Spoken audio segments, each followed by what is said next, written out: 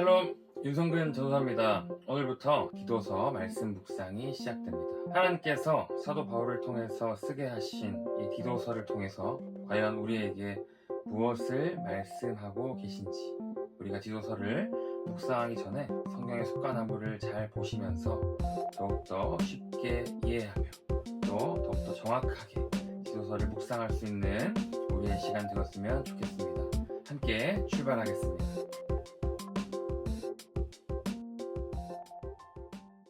디도서는 바울이 오늘날 크레타 섬이라고 불리는 이 그레데 섬에 있는 믿음의 아들 디도에게 보낸 편지입니다. 바울은 로마 압송 이후에 2년 동안 가택구금을 당하게 됩니다. 그런데 그 가택구금을 마치고 자유의 몸이 된 바울이 디도와 함께 선교차 그레데 섬에 방문한 것으로 추정됩니다. 그리고 디도를 그곳에 남겨두고 훗날에 그레데 사역을 하고 있는 이 디도에게 그와 관련한 명령과 권면을 실어 보낸 것이 바로 디도서입니다. 디도서는 바울의 구금 이후의 행적과 또 그레데 사역을 확인할 객관적 자료가 턱없이 부족하기 때문에 상당 부분 추정에 의존할 수밖에 없는 상황입니다.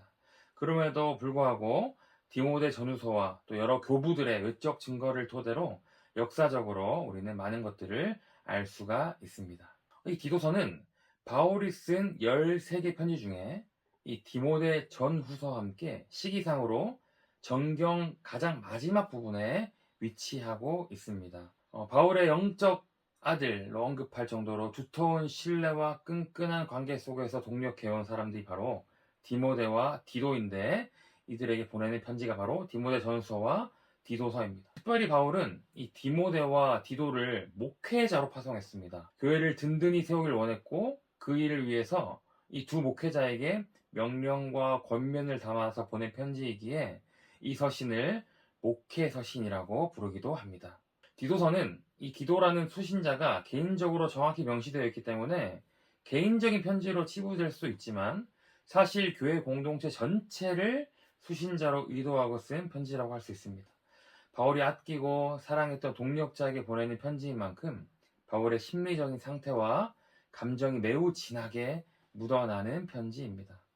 회심 후에 바울은 3번의 전도 여행을 다녀오게 됩니다. 구그로 섬을 포함한 내륙 중심의 사역을 펼쳤는데 터키 남부와 서부, 그리스 북부와 남부 해안을 따라서 이동하면서 교회들을 개척했습니다. 3년간의 에베소 사역이 주를 이루었던 이 3차 전도 여행 때는 이미 세워진 교회들이 직면한 다양한 문제들과 이 예루살렘 교회와 이방 교회의 관계를 아우르는 연합 사역에 힘을 쏟아 부었습니다. 그리고 자신의 숙명을 예감했던 이 바울은 많은 제자들의 만류에 불구하고 예루살렘으로 돌아가서 그곳에서 체포됩니다.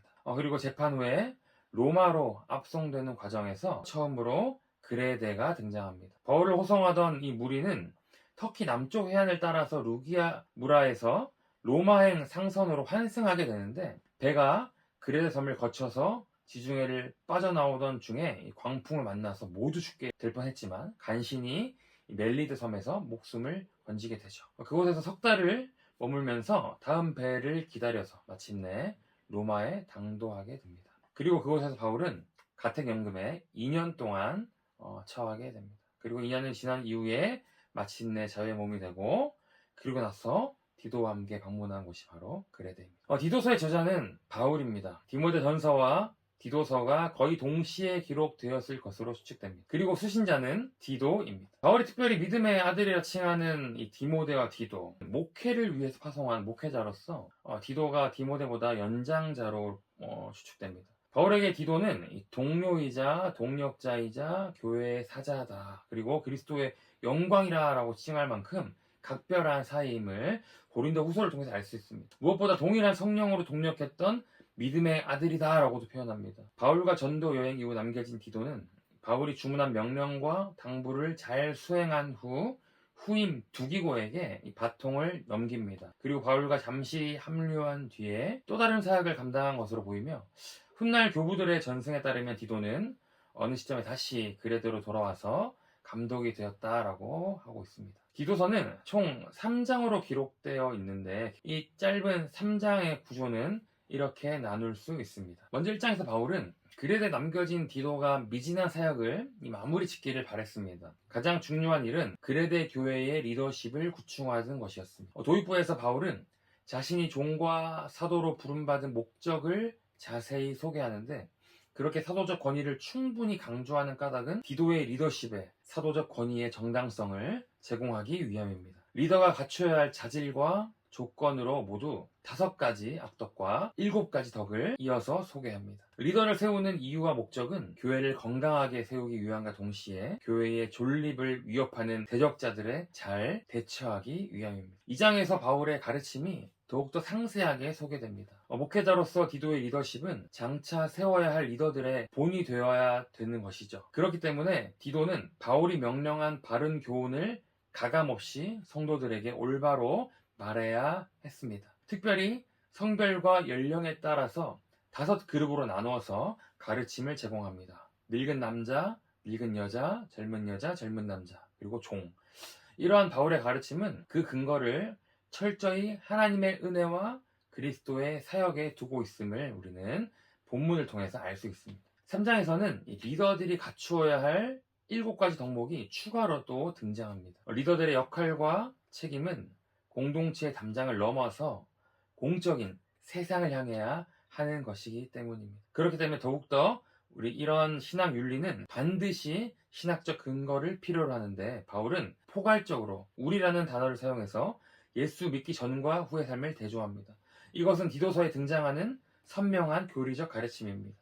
리더를 세우는 데는 여러 장애가 발생하게 되죠. 대적자들과 불가피한 충돌이 있을 것이기에 지혜와 분별이 필요하고, 하나님처럼 자비와 사람을 사랑하는 것을 우리는 멈춰서도 안 되고, 그리고 악한 상황을 지혜롭게 피할 줄 알아야 합니다. 그렇게 바울은 마지막 권면으로 디도의 마음을 굳세게 합니다. 그리고 마지막으로 바울은 자신의 향후 사역 계획을 알리며 디도와 교회가 적극적으로 동참해 줄 것을 부탁하면서 마무리합니다. 디도서에는 4가지 중심 주제가 있습니다. 첫 번째는 교회 조직과 리더의 필요성입니다. 당시 초대교회는 조직의 필요성을 느끼고 있었습니다. 그 이유는 먼저 교회를 그리스도의 유기적인 몸으로 여겼기 때문에 성장과 성숙을 통한 건강한 연합을 목적하는 신학적 이해 때문일 것이고, 또한 교회는 본질상 세속적 반대에 직면할 수밖에 없었기 때문에 그 과정에서 조직의 필요성은 절실했던 것이죠. 왜냐하면 이 교회의 거룩성을 보호하고 세속성에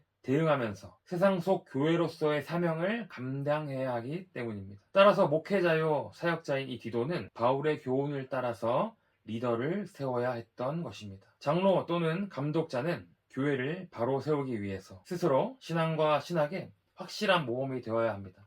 그리고 젊은이에서부터 늙은이까지, 종에서 주인까지 이 전체를 아우른 리더십이 반드시 필요했습니다. 그렇기 때문에 2번째는 교리의 중요성이 이어집니다. 교회 안에 바른 신앙을 세우기 위해서 바른 신학을 잘 배우는 일은 무척 중요합니다. 그레데 교회가 비교적 신생교회라는 사실을 뒷받침해주는 증거가 3장에 등장하는 교리적 가르침입니다. 교회의 리더십은 바로 이러한 신학적 가르침에 근거합니다. 리더가 건전한 신학에 견고히 서 있고 그들의 가르침을 통해서 모든 교우가 믿음과 신앙을 배우게 되는 것입니다. 교리의 핵심은 하나님이 예수님으로부터 행하신 일입니다. 성도의 신앙은 바로 그 예수님의 행하신 것에 기초하는 것입니다. 3번째는 이단 사상입니다. 초대교회에 늘 그랬듯이 복음과 교회를 위협하는 대표적 그룹이 있었는데 그들은 바로 유대인들이었습니다. 바울은 특별히 그들을 할례당으로 명확하게 규정합니다. 그들의 거짓된 가르침을 아주 강하게 경계합니다. 율법과 행위를 내세우면서 예수님의 은혜의 복음을 왜곡하는 유대인들과의 다툼은 반드시 피해야 하는 것입니다. 또 다른 사상은 원시 영지주의자와 그리스 신화가 맞물린 형태의 독특한 혼합적 신비주의입니다. 이것은 그레데 섬이 오랜 역사 동안 간직해온 정서와 굉장히 밀접합니다. 왜냐하면 그레데 섬에서 유럽 그리스 신화가 시작되었다라고 말하기 때문입니다. 이러한 자들 향해서 바울은 디도에게 그들을 엄히 꾸짖으라고 명령합니다.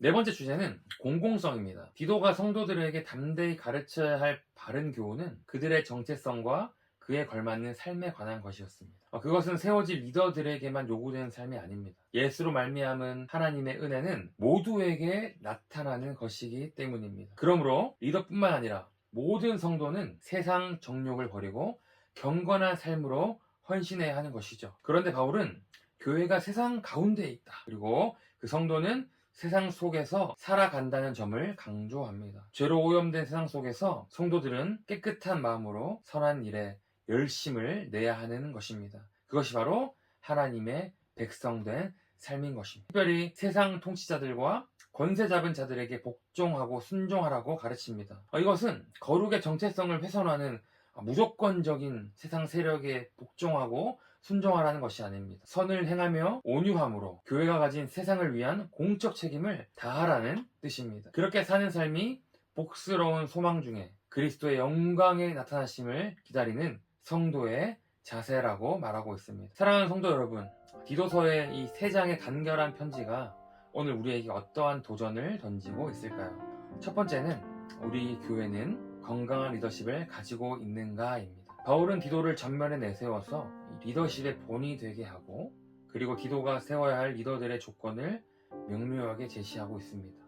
각 리더들은 가정에서부터 매우 모범적인 신앙을 구현해야 했습니다. 그리고 공동체와 사회 속에서 엄격한 도덕적 기준에 부합해야 했고, 무엇보다 말씀에 따른 순종의 삶에 헌신해야 했습니다. 사랑하는 성도님들, 특별히 우리 직분자 여러분, 여러분이 짊어지고 있는 영적이고 신앙적이고 그리고 일상 속의 삶의 책임의 무게가 어떠한지 돌아보시길 원합니다. 리더의 위치를 대수롭지 않게 여기며 직분은 그저 명찰에 지나지 않는 것이 아니었는지 삶을 점검하시길 바랍니다. 그리고 그것은 매주 교회에서 강단에서 선포되는 말씀 속에서 우리는 명확한 하나님의 마음을 알고 배우고 그 말씀에 순종하며 나아갈 때 나타나는 것임을 믿으시길 바랍니다. 날마다 그 말씀의 능력으로 삶을 살아가길 소망합니다. 그리고 더 나아가서 우리 교회는 교회로서 공공의 책임을 다하고 있는가를 생각해 보길 원합니다. 이것은 다만 사회적 참여를 의미하는 것이 아닙니다. 교회가 신앙을 구현하는 삶의 자리가 세상이라는 이 인식을 우리가 결코 잊어서는 안 된다는 것을 말합니다. 세상과 타협하지 않아도 세상을 위해 존재하는 유일한 공동체로서 교회의 정체성과 가치를 우리는 반드시 잊지 말아야 합니다. 세상 속에 스스로 고립된 배타적이고 이기적인 기득권 세력이 아니라 세상을 살리고 섬기는 그 일을 할 수 있는 우리 교회, 그리고 그 일에 헌신하고 있느냐를 이 디도서는 묻고 있습니다. 윌리엄 테플이라는 신학자가 이렇게 얘기했습니다. 세상에서 자신의 회원이 아닌 비회원을 위해 존재하는 유일한 공동체가 바로 교회다라고 말했습니다. 이 말을 한번 생각해 봤으면 좋겠습니다. 오늘날 우리 제자들 교회에서 이러한 놀라운 역사와 놀라운 교회의 역할들이 우리 교회를 통해서 일어나길 바랍니다. 그리고 더 나아가서 복음으로 사람을 살리고 키우고 고치는 우리 교회가 되길 소망합니다.